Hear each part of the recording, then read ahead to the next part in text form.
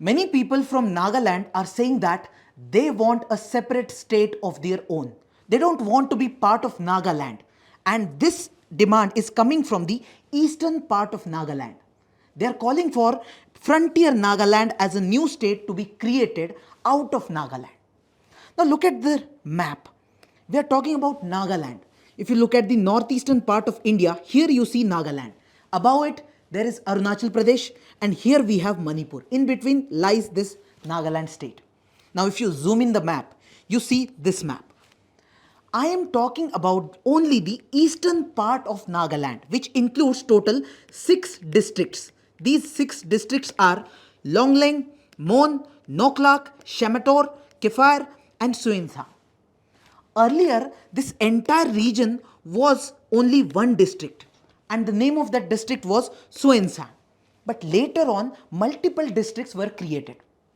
Now the problem is, the population of this region is saying that if you look at the development that is taking place in the entire Nagaland, if you compare the developmental angle, you see that the western part is getting developed relatively more and the eastern part is having development deficit. That means the government of Nagaland is not focusing much on the eastern part, they are focusing only on the western part. This is their concern. That's why they are saying we want our separate state so that we can focus on the development. See, the problem of development is there in the entire northeast. If you look at the entire northeast, you will observe that as compared to entire India, the only part which is very much less developed or underdeveloped is the northeastern part. And here specifically when we talk about Nagaland, if you look at this map of Nagaland and if you compare this eastern part with the other or rest of the part of Nagaland, you see that 30% of Nagaland's population lives in the eastern part. That means the population is substantial. Second thing, if you look at the state assembly, there are total 60 members in the state assembly of Nagaland, out of which 20 members or 20 MLAs come from this eastern region. What does this show? That means 20 MLAs means there is substantial representation of this region in the state assembly. That means even if there is representation, the policy decisions that are being taken, the government that is taking the decisions is going somewhere against this particular region. That's why politically the region feels that their voices are not being heard. So the overall point is that they want development and they feel that development is only possible when they get autonomy, when the region, this particular region can take its own decisions. Now that autonomy is possible by one way which we call as taking your own state. If you get this area and make it a separate state of its own, then the political leaders from this area can go ahead with the developmental policy specifically for this region. And they are also demanding that a special status should be given to this particular region. Now already Nagaland as a region is getting some special status under Article 371A. And they are demanding, the people of this Eastern Nagaland region, they are also demanding that they should get some special status after creating a separate state. So that what all can be done? First of all, they'll do their development, then they can preserve their culture. Because the population here is tribal population, they are concerned about their identity, their ethnicity. They want to preserve their cultural practices. So they want autonomy. For example, the autonomy will be in terms of making laws. They want to make their own laws. They want to execute their own laws. They want to adjudicate their own laws. So all these things, they want some kind of autonomy, some kind of freedom. By making a separate state, we can do this. That's why they are demanding a separate state. Clear? Now, look at the events that have taken place till now. In the year 2010, when Dr. Manmohan Singh was Prime Minister, at that time, a request was sent to the Prime Minister office. A memorandum was sent by Eastern Nagaland People's Organization. Now this is a political organization who is representing this Eastern Nagaland region. They went to PMO and they said that we want a separate state and we want a special status also. Now at that time PMO said that we are going to consider this particular thing and we will have conversation, communication with the state government of Nagaland and we will come up with a solution. Now the point is, since 2010 till 2022, this organization saw that nothing is actually happening.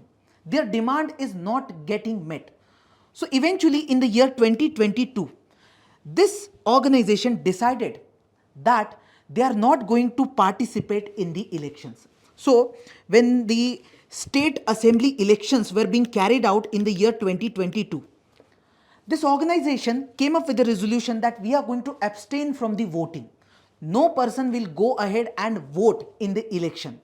Now, when people of your region are not voting, that is a big shock for your democracy. That shows that the political setup that is already there in the state or that region, that is not acceptable to people. When it is not acceptable, that means the democracy is denying this political setup. They want their aspirations, their demands to be heard. Now at that point of time, central government came into picture. They said that we are giving you the assurance that if you participate in the voting, after that we'll certainly come up with some solution for you. So at that time, Home Ministry said to this ENPO, that is Eastern Nagaland People's Organization, that we will solve this issue. We'll come up with mutually agreed solution. So when this assurance was given by central government, then this ENPO said that, okay, we are withdrawing this particular resolution and we will participate in the voting, will participate in this state assembly elections. Now this happened in the year 2022. But even after that, several talks took place, several meetings between central government plus the state government of Nagaland and plus this organization took place. But nothing concrete was happening, and this was observed by this organization. So in the year 2024, if you see, central government drafted a memorandum to settle down this issue, and they gave this particular memorandum to the state government of Nagaland, and they asked state government to give their comments on this particular draft memorandum. But state government was keeping it over there. They were not giving the comments as such, and the issue was halted to some extent. Now here, this organization of Eastern Nagaland, they felt that the state government of Nagaland is trying to stop this issue from getting traction, and they were actually trying to postpone this issue. So later on in the year 2024, when Lok Sabha general elections were being carried out, at that time, this organization said that we are going to completely abstain from voting. Now this time, they did not listen to anybody, and we saw the elections took place and almost complete abstention was there. Nobody actually participated in this Lok Sabha elections. Nobody voted. Now this is again a big shock, and here the government actually got some serious understanding of this issue to some extent. Now, what is happening? What is exactly happening, or what is government thinking right now? Central government. Central government is not at all ready to provide separate statehood to the Eastern Nagaland. They are not ready to accept that we'll give you separate statehood or we'll make you a separate state. They are saying we will have a unique arrangement. That unique arrangement will be called as Frontier Nagaland Territory. What will be this arrangement? Well, you will not be a separate state, you will be part of Nagaland. But within Nagaland, you will have some additional powers, or you will have autonomy. For example, you can have your separate legislature, you can have your separate executive, you will have some financial powers. And all this will be provided to you under Article 371, Clause A. Now this Article 371, Clause A is related to Nagaland only. It gives special status to Nagaland. See, when Nagaland was created in the year 1963, at that time, before this 1963, an agreement was carried out that is called 16-point agreement. That was between the central government and Naga leaders. And this was signed in the year 1960. And it was clearly mentioned that Nagaland will be provided with some special status, and people of this region will have some authority, some autonomy to ensure that their culture is preserved. So, this is part of Article 371A, which is coming from this 16-point agreement. And using this, the government is planning to provide some autonomy to the people of Eastern Nagaland, but they will not provide separate statehood to this region. Now, what are the possibilities in terms of constitution? First of all, can government provide them with separate state?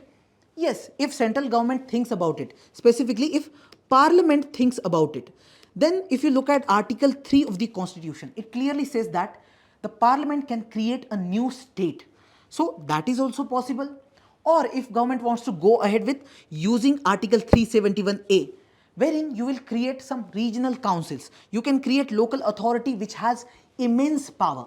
See, right now we have at national level the central government, then we have state government, both have substantial power. At the local level, we have Panchayati Raj and municipalities, but they do not have substantial powers. The power is not devolved in its complete form. So, if such power is delegated to this local authority, such mechanism can be created. So, constitutionally, both the things are possible. Okay, thank you so much.